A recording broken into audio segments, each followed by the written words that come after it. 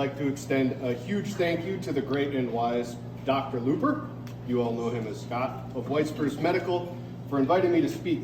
I would also like to thank my wife, Megan, for her continued support, as well as the Rotary Club for allowing me the opportunity to be here.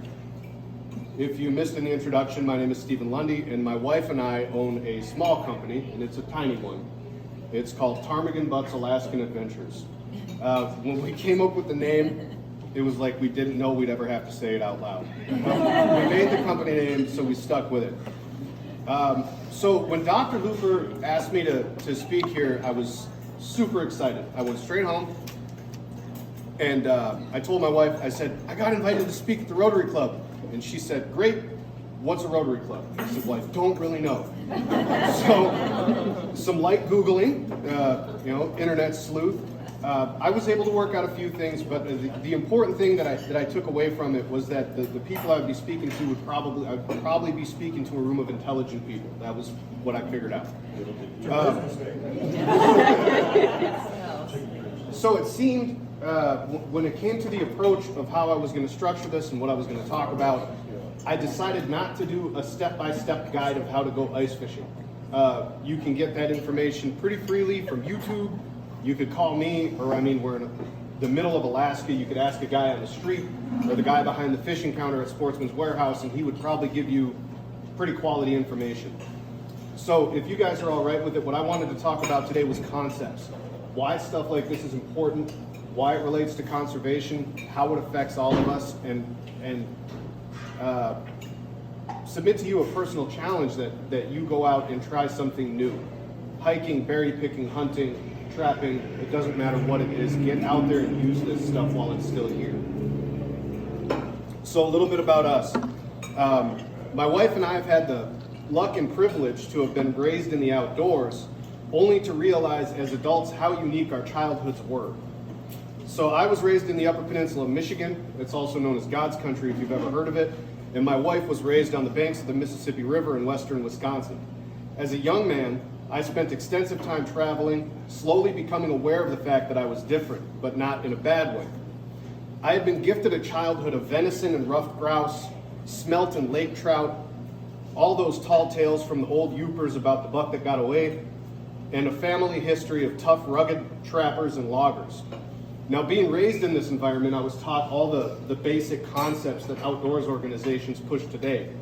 We were poor, but what my family harvested from the local environment provided food and freed up finances so that my parents could pay the bills. All in all, I had a fantastic childhood, and I would not trade that for the world.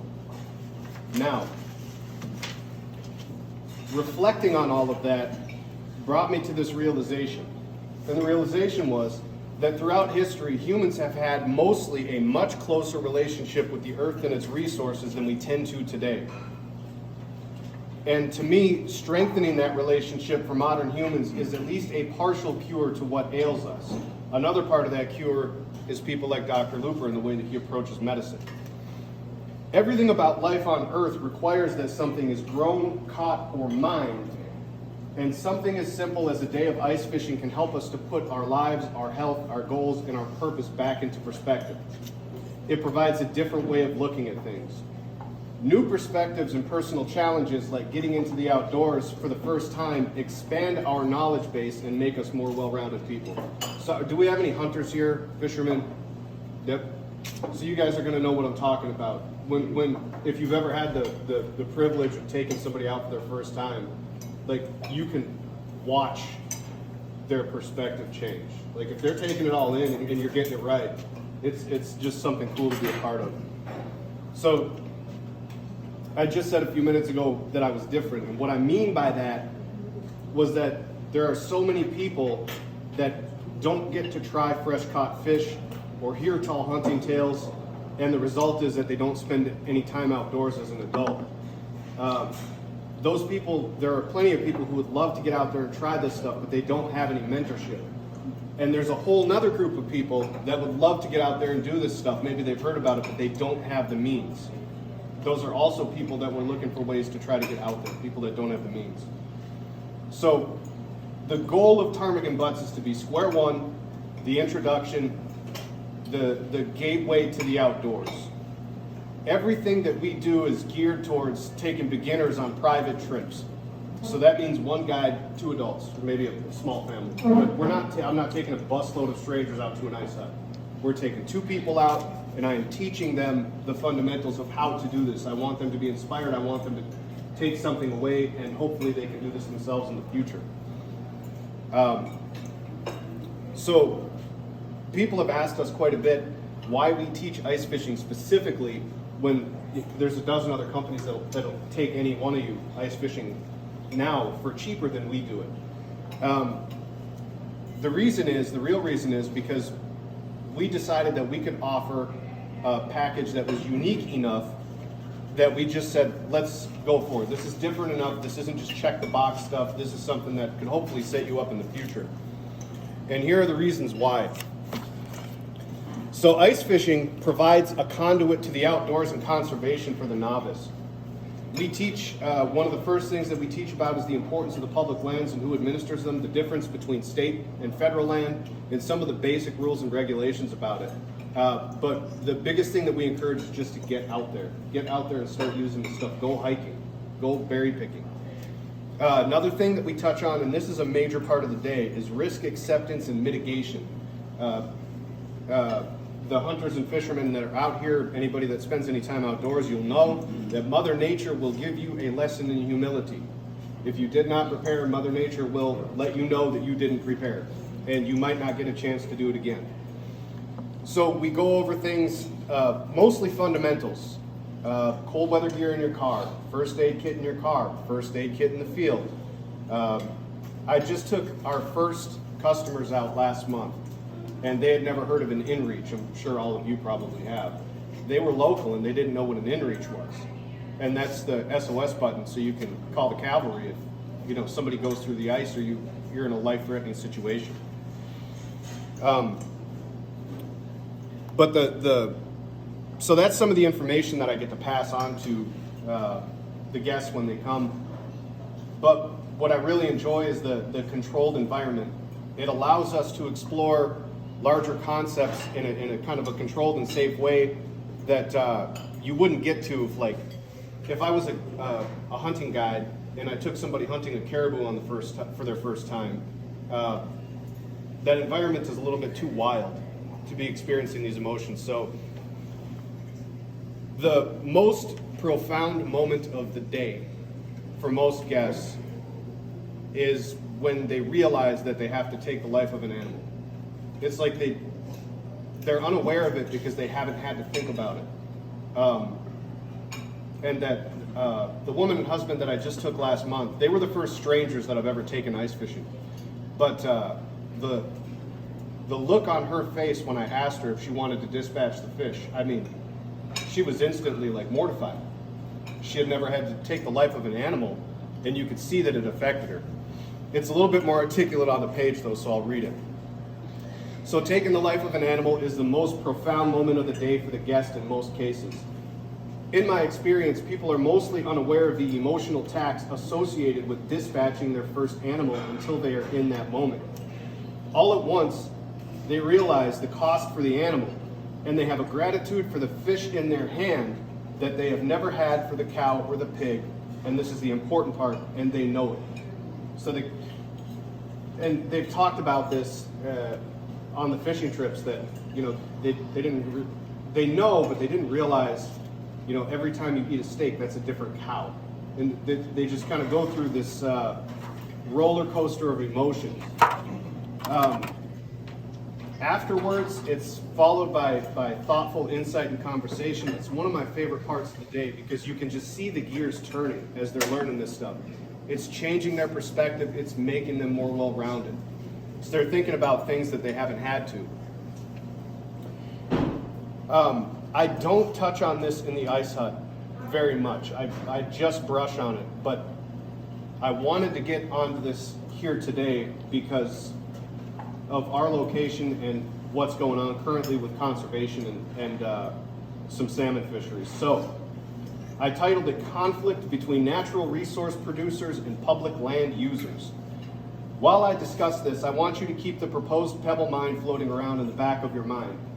I am not here to persuade you to one side or the other, because I haven't been able to decide myself. And please remember, I'm a gold miner and a fishing guide. So this is a tough one for me to kind of take on.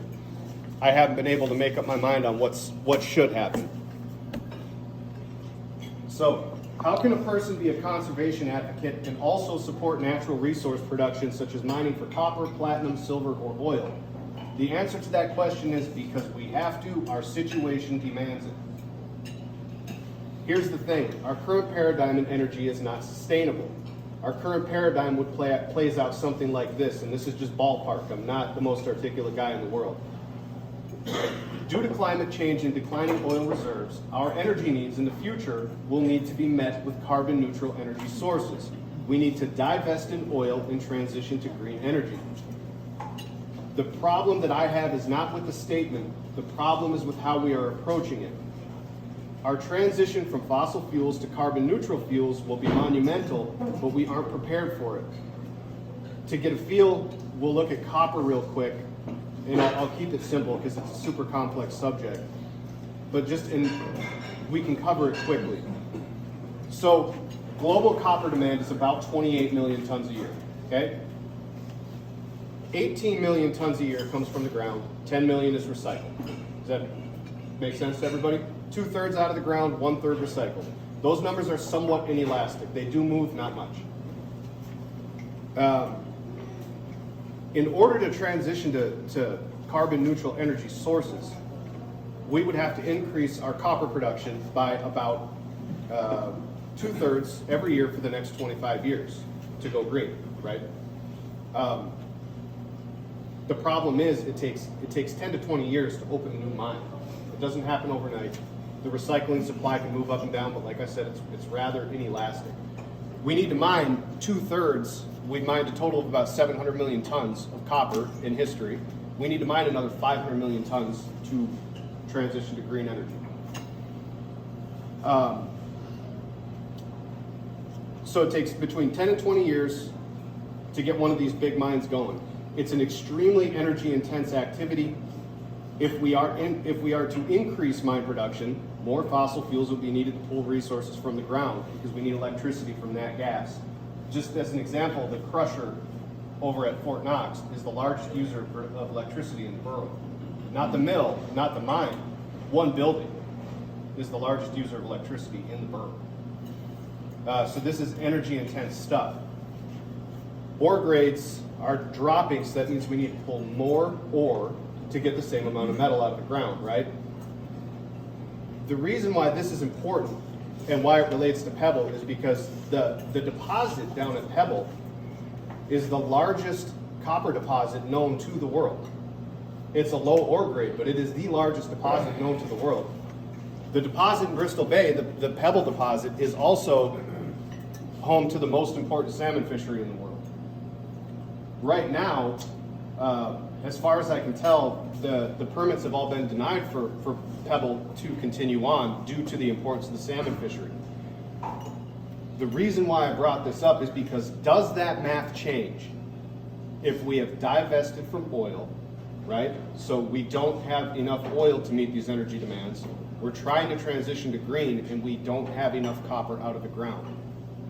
At what point does a government shortchange the salmon fishery to allow that place to be mined? And maybe the time isn't put into the engineering for the permits or the time to build the mine properly.